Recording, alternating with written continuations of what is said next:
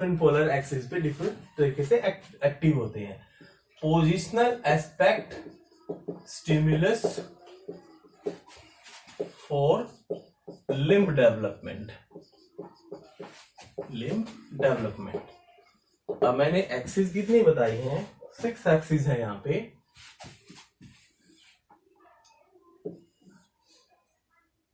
ये वाली, ये dorsal, ventral, anterior, posterior, proximal और डोर्सल। अब जो देखो भाई, ये एक लिम्ब था जो हमारा रीजनरेट हुआ। यहां एपिकल एक्टोडर्मल कैप बनी हुई है। एपिकल एक्टोडर्मल जो एक थिकनिंग है हमारी ओनली वुंड एक्टोडर्म की। यहाँ पे क्या है? नर्व है, कार्टिलेज है और मसल्स है, जिन्होंने क्या दिया है? एक अनडिफरेंशिएटेड मास दिया है सेल का। सिर्फ इसको हम यहां से रिप्रेजेंट करते हैं, अनडिफरेंशिएटेड मास ऑफ सेल। देखो, इनकी प्रोलिफरेशन के लिए एपिकल एक्टोडर्मल कैप ने क्या दिया था? FGF8 दिया था। और साथ में ये एपिकल एक्टोडर्मल कैप जो है, यहां एक प्रोटीन और सिंथेसाइज होता है, रेटिनोइक एसिड। ये रेटिनोइक एसिड क्या देता है? प्रोक्सिमलाइजेशन लाता है, या हम ये कह सकते हैं कि रेटिनोइक एसिड हमारा डिफरेंट प्रोटीन को एक्टिव करता है। डिफरेंट प्रोटीन के एक्सप्रेशन को ब्लास्टिमा के अंदर एक्सप्रेस करवाता है या उनके इंडक्शन करवाता है।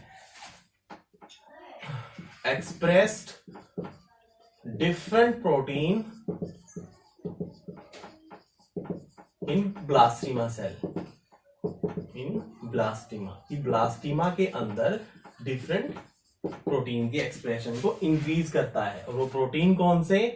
जैसे WNT7 या 8, सोनिक हेजहोग, इसको हम बोलते हैं सोनिक हेजहोग, ठीक है भाई। और एक होता है यहां पे हमारा, और कुछ तो प्रोटीन का एक्सप्रेशन बढ़ाते हैं और 2 जीन को एक्सप्रेस करवाते हैं, Hox D and Hox A gene को, ठीक है भाई। और रेटिनोइक एसिड जो है, ये किसने रिलीज करवाया? एपिकल एक्टोडर्मल कैप ने, AEC ने। एपिकल एक्टोडर्मल कैप क्या करवाती है? रेटिनोइक एसिड रिलीज करवाती है। ये रेटिनोइक एसिड जो है वो ब्लास्टिमा में कुछ प्रोटीन का एक्सप्रेशन करवाता है, WNT7-8 सोनिक हेजहोग। अब इन प्रोटीन का एक्सप्रेशन और साथ में 2 जीन का एक्सप्रेशन, हॉक्स डी और हॉक्स ए। अब ब्लास्टिमा के अंदर जब ये प्रोटीन एक्सप्रेस होते हैं तो ये डिफरेंट एक्सिस प्रोवाइड करते हैं हमें। जैसे पोस्टीरियर के अंदर सोनिक हेजहोग एक्सप्रेस होता है और जीन जो होता है वो हॉक्स डी। उसी तरह से हमारा वेंट्रल के अंदर वेंट7 और 8 एक्सप्रेस होता है। और जो प्रोक्सिमल और डिस्टल एक्सिस हैं, यहां हमारा रेटिनोइक एसिड, हॉक्स ए, ये सब, और FGF8, ये तो होता ही इसके अंदर। तो ये चीजें इनके अंदर एक्सप्रेस होती हैं। तो अब जहां जिस रीजन में सोनिक हेजहोग का एक्सप्रेशन होगा वो हमें पोस्टीरियर एक्सिस देगी और एंटीरियर देगी। जहां वेंट्रल में वेंट7 और 8 का एक्सप्रेशन हुआ वो हमें डोर्सल और वेंट्रल लाके देगी, क्योंकि एक दूसरे के ये अपोजिट होती हैं। अगर वेंट्रल में इसका एक्सप्रेशन हुआ है तो उसके अपोजिट डोर्सल एक्सिस होगी। उसी तरह से हमारा जो प्रोक्सिमल और डिस्टल एक्सिस, डोर्सल एक्सिस है, सॉरी डोर्सल नहीं, प्रोक्सिमल और डिस्टल एक्सिस जो है, डिस्टल एक्सिस है, इसके अंदर क्या होता है? रेटिनोइक एसिड और हॉक्स ए और FGF8 इन जीन का एक्सप्रेशन होता है। तो वो हमें क्या लाती है? प्रोक्सिमल और डिस्टल एक्सिस। इस तरह से ये पोजिशनल स्टिमुलस मिलता है डिफरेंट प्रोटीन की हेल्प से। तो अब रेटिनोइक एसिड जो है हमारा, ये रेटिनोइक एसिड लेके आता है proximalisation. Retinoic acid always promote proximal axis proximal axis by activating, ये दो और प्रोटीन को एक्टिव करता है, प्रोटीन MEIS1 और MEIS2। इन दो प्रोटीन को एक्सप्रेस करवा के ये पहले क्या लाता है, प्रोक्सिमल एक्सिस लेके आता है।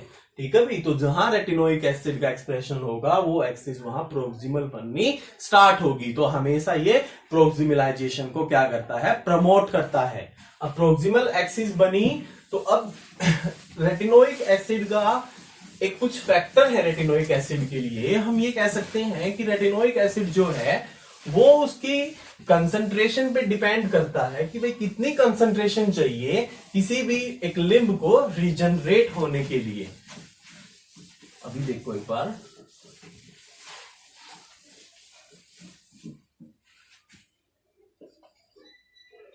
ये है रेटिनोइक एसिड।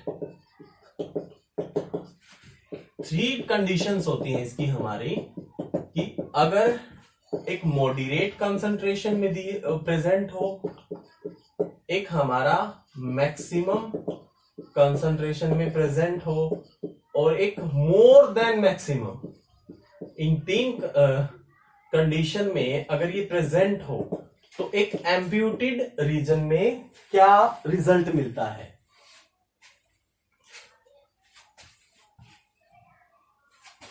इसमें प्रेजेंट हुई है तीनों condition present at the amputated site, amputated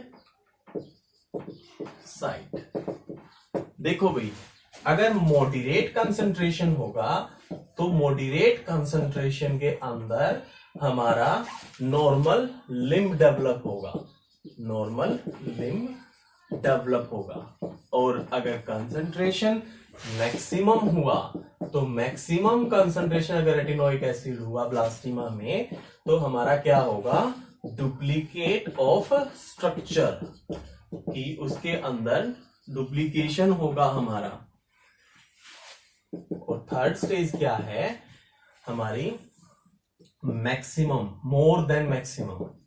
more than maximum के केस में क्या होगा कि रीजनरेशन फेल्ड हो जाएगा। इन चीजों को ध्यान रखना आप लोग, तीनों फैक्टर को, कि रेटिनोइक एसिड की जो मॉडरेट कंसंट्रेशन होगी वही एक नॉर्मल लिम्ब को डेवलप करवाएगी, मैक्सिमम कंसंट्रेशन डुप्लीकेशन लेके आएगी, और मोर देन मैक्सिमम जो है वो रीजनरेशन उसमें फेल्ड हो जाएगा, रीजनरेशन स्टार्ट ही नहीं हो पाएगी। तो अब कुछ केसेस हैं हमारे जो जिस टाइप से यहाँ क्वेश्चंस बनते हैं, आप ये कह सकते हो कि जिस टाइप से क्वेश्चंस यहाँ बनते हैं उस हिसाब से हमारे क्या चीजें होती हैं। अब जैसे कि एक फोरलिम्ब है, तो इस फोरलिम्ब के हमारे क्या क्या चीजें होती हैं। अगर मैं यहाँ जो वर्ड बोलने जा रहा हूं उससे पहले आपको पता होना चाहिए। ये एक सालमेंडर है मानो, ठीक है भाई, इस सालमेंडर में सिर्फ मैं फोरलिम्ब बना रहा हूं। यहाँ पे फोरलिम्ब है ये इसका। इस फोरलिम्ब में 3 चीजें हैं यहाँ पे।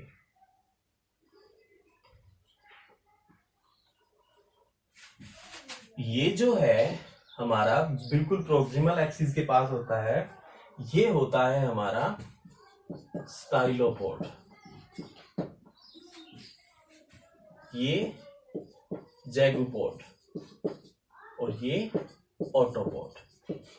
ठीक है भाई, ये हमारी 3 ये कह सकते हैं। स्टाइलोपोड में क्या होती है, जो ह्यूमरस बोन जो है ह्यूमरस। जैगुपोड में यहां 2 बोन्स होती हैं हमारी, रेडियस और अल्ना, रेडियस और अल्ना, ये 2 होती हैं, स्टाइलोपोड, जैगुपोड और ऑटोपोड। ऑटोपोड में क्या होती हैं, कार्पल्स होती हैं। तो ये एक लिम्ब होता है, फोरलिम्ब जो है सालमेंडर के अंदर, स्टाइलोपोड, जैगुपोड, ऑटोपोड, ह्यूमरस, रेडियस, अल्ना और कार्पल। अब जो केसेस हम लोग पढ़ेंगे, हम ये पढ़ेंगे कि भाई हमने अगर यहां से उसको सेवियर किया, एम्प्यूट किया, यहां से एम्प्यूट किया तो क्या होता है, कुछ चीजें हम लोग देखते हैं यहाँ पे। अब एक चीज है कि 2 सालमेंडर लेते हैं हम, केस जो है क्या बनता है यहाँ पे कि हमने क्या किया, 2 साल्वेंडर लिए, साल्वेंडर 1 और साल्वेंडर 2। साल्वेंडर 1 जो है यहाँ एम्प्यूटेशन किया, एम्प्यूटेशन एट रिस्ट, और यहाँ जो एम्प्यूटेशन किया, इस तरह से क्वेश्चंस बनते हैं भाई यहाँ पे, एम्प्यूटेशन एट थाई रीजन। तो एम्प्यूटेशन जो रिस्ट में होता है इस तरह से हमें, अब इसके बाद इन्होंने किया क्या, एक चीज देखो, ये मान लो कि एक लिम्ब था, इसमें रिस्ट रीजन से एम्प्यूटेशन किया है। अब ये था S1, अब S1 से इन्होंने क्या किया, अब S1 एम्प्यूटेशन हुआ है तो यहाँ ब्लास्टिमा फॉर्मेशन हो गया है, ब्लास्टिमा हुआ है तो रेटिनोइक एसिड भी बना है। तो इन्होंने 2 केसेस लिए, विद रेटिनोइक एसिड ब्लास्टिमा और विदाउट रेटिनोइक एसिड ब्लास्टिमा। इनको इन्होंने, जो ब्लास्टिमा हमारा सेकंड है उसके ऊपर जो थाई रीजन से क्या किया है, कट किया है, जिसका इसके ऊपर क्या किया इन्होंने, इसको ट्रांसप्लांट किया। ये मान लो कि आपका है विद रेटिनोइक एसिड, और एक ये है थाई रीजन से कट जो है S2 हमारा साल्वेंडर 2, इस पे इन्होंने क्या किया, इस पे इन्होंने विदाउट रेटिनोइक एसिड यहाँ ट्रांसप्लांट किया है। ये क्या है, विदाउट, ये केसेस बनते हैं भाई, यहाँ पे क्वेश्चंस बनते हैं इस तरह से, ये with retinoic acid, with retinoic acid. तो ये क्या करता है, देखो रेटिनोइक एसिड मैंने क्या बताया, हमेशा प्रोक्सिमल एक्सिस को डेवलप करवाता है, और थाई रीजन से ये साल्वेंडर 2 कट है, तो हमेशा अब रेटिनोइक एसिड हमने इसका इसके ऊपर ट्रांसप्लांट किया है S1 का, तो यहाँ प्रोक्सिमल एक्सिस बननी स्टार्ट होती है। तो जो प्रोक्सिमल एक्सिस बनती है, उस प्रोक्सिमल एक्सिस के अंदर हमारा कंप्लीट लिम्ब जो है, यहां से एम्प्यूटेड थाई रीजन, जो कंप्लीट लिम्ब जो है वो हमारा इस तरह से दिखा सकते हो आप लोग कि complete limb develop from with retinoic acid blastema S1। ठीक है भाई, लेकिन यहां क्या होता है, जहां विदाउट रेटिनोइक एसिड है, अब ये प्रोक्सिमलाइजेशन तो ला नहीं सकता, इसलिए जो इसकी ब्लास्टिमा होंगी वही प्रोक्सिमलाइजेशन लेके आएंगी। तो इसमें किस टाइप का हमें स्ट्रक्चर मिलता है, इसमें हमें इस टाइप से स्ट्रक्चर मिलता है कि जो हमारा ब्लास्टिमा रिस्ट रीजन तक जो डेवलप होता है, वो हमारा ऑलरेडी जो ब्लास्टिमा है S2 है, इससे डेवलप होता है। यहां तक का किससे डेवलप होता है, S2 से, और जो ये ऑटोपोड बनता है ये बनता है S1 से। अब इसके केस में हमारा कंप्लीट लिम्ब जो है वो हमारा S1 से बनता है, क्योंकि यहाँ पे रेटिनोइक एसिड प्रेजेंट था, लेकिन यहां था विदाउट रेटिनोइक एसिड का केस। तो रेटिनोइक एसिड क्या करवाता है, यहाँ पे हमेशा प्रोक्सिमल एक्सिस को डेवलप करवाता है। तो ये था रीजनरेशन। तो इस रीजनरेशन के अंदर हमने, रीजनरेशन में भी क्या था, एपिमॉर्फोसिस, एक ही प्रोसेस पढ़ी है अभी हमने, एपिमॉर्फोसिस, स्टेम सेल मीडिएट। मैं एक बार रिपीट करना चाहूंगा, रीजनरेशन क्या था, रीएक्टिवेशन और reinitiation of developmental processes at adult stage to store missing organ और टिश्यू एंड देन नथिंग। ये तो रीजनरेशन था।